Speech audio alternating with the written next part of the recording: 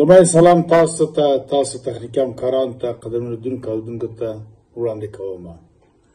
په خواشینۍ سره چې لوی برنامې دي د نظم نوین د نړۍ دپاره د اسرائیل د لوی اسرائیل حکومت د جوړولو دپاره تغییرات په نړۍ کې راوستل، دوه قدرتو په راس کې نورې کورنۍ، دا مسایل دي چې کته پورته کیږي.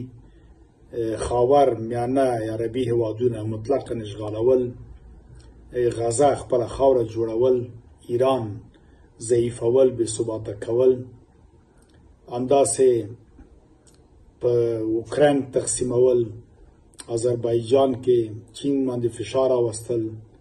دا مختلف پروګرامونه دي چې د نړۍ سترو زبرځواک هیوادو کورنۍ مخته پراته دي چې په دې لړ کې اوس ډېره هڅه کېږي دې لپاره چې دغه انرژي و پټرولیم و دا شیان لاسته راسي او په څنګ کې جګړه هم چې هغې کې هم ګټه ده، مخدرات توکي هم باید کته پورته سي، سترې کمپنۍ باید نرخونه پورته سي، ګټه واخیستل سي، وسله هم خرڅه سي، کلي بانډې که ورانېږي لوی لوی کمپنیانې ساختماني به دا بېرته جوړ کړي، دا هم د دوی دي، همداسې انشورنس هم د دوی ده، بانکونه قرضې اخیستل هم د دوی ګټه ده.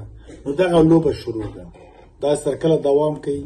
اول اسلامي نړۍ چوپه ده، خامخا معلومه ده دې کې ټول لاسپوڅي ناست دي، او دا چې اسرائیل بالاخره جنګ و جګړو نه بغیر تکتیکي لکه اوس په قطر کې د سولې په نوم د مذاکرې په نوم باندې خلک کیني، مګر هم دا بیا وزني داسې حملې شاید نور هم دوام وکړي په خواشینۍ سره. اسلامي هیوادونه یا عربي هیوادونه غږ نسي پورته کوئ، ځکه دا همداسې ډیزاین سوي، دلته مشران کېنولي ستاسې غږ نه کوئ. که چیرې دوی غږ وکړي یا دوی ته هم لانجې جوړوي یا دوی له واکه لرې کوي. نو دا پروګرام روان ده، په مشارکت روان ده، تر هغه چې نړۍ درېیمه نړۍ هیوادونه سره منسجم نه سي، یو پرېکړه ونه کړي او تصمیم باندې را نه سي، په خواشینۍ سره چې دا لړۍ به دوام لري او دوام به کوي. په دې کې دغه ستراتیژیک پروګرامونه دي.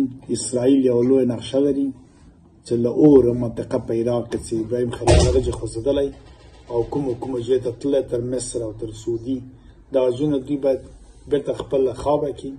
دوی وایي دا زموږ د نیکونو اسرائیل د یعقوب نوم و، یهودا یا جودا د هغه زوی و، همدا سلسله کې داود علیه السلام، سلیمان علیه السلام دوی د زموږ نیکونه دي.